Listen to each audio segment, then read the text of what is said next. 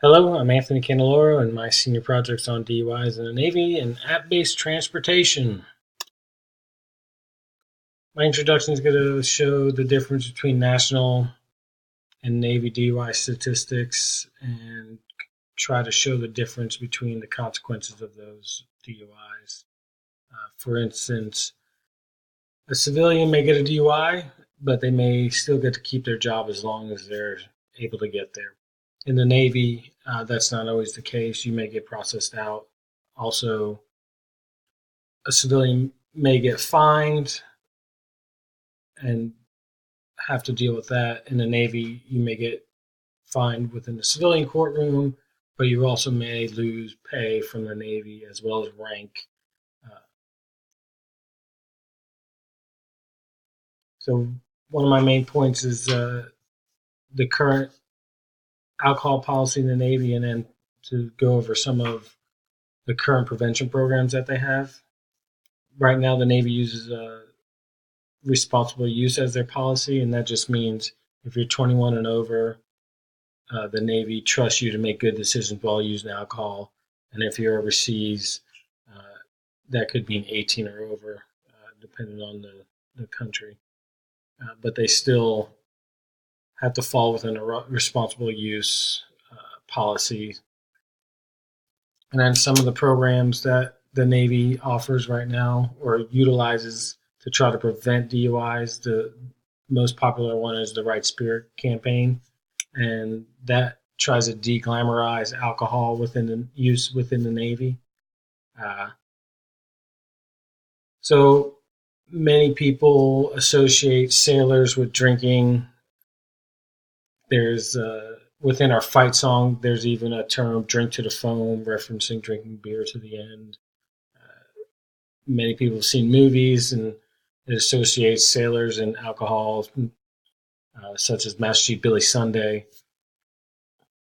The next program is Who Will Stand Your Watch, and that really hits on not the personal effects of DUI, but how it affects your shipmates and what they have to do when you're gone, or maybe you are processed out of the Navy, and how they have to pick up the slack and then have that added stress and uh, morale, how it affects morale. And morale is a big thing for any leader in the Navy. You want to keep it up, especially with the op tempo that we've had over the past 15, 16 years. And then the That Guy campaign is a Navy campaign that encourages young enlisted sailors to reject binge drinking because it detracts from the things that they care about. So they just want to focus on a sailor's goals and how heavy drinking can prevent them from meeting those goals. The next thing I'm going to go over would be the initial cost of training for a sailor and the prolonged training costs and continued payment of a sailor.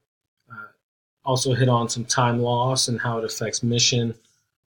And then I want to go more into the personal effects to the sailor, because I don't think everybody really understands how difficult it is just to stay in the Navy, even as an enlisted sailor. It's no longer uh, a guarantee. There's rank milestones that you have to meet within certain years uh, and things like that. So if you get a DUI, you can prevent yourself from advancing. You can prevent yourself from being allowed to reenlist. And then long term, as everybody has to get out of the Navy at some point, whether you do 4 years or 30 years, uh, civilian job opportunities can be drastically affected because of DUI arrest, depending on what discharge you're given, or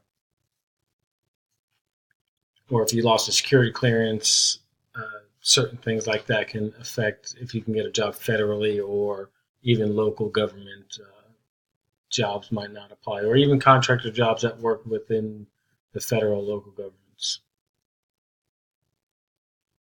And the next thing I'm going to go over is how app-based transportation before and after the introduction of Uber or Lyft, uh, And then my concentrations area is going to be the major U.S. based naval stations: Norfolk, Virginia; Mayport, Florida; San Diego, California; and Whidbey Island, Washington State.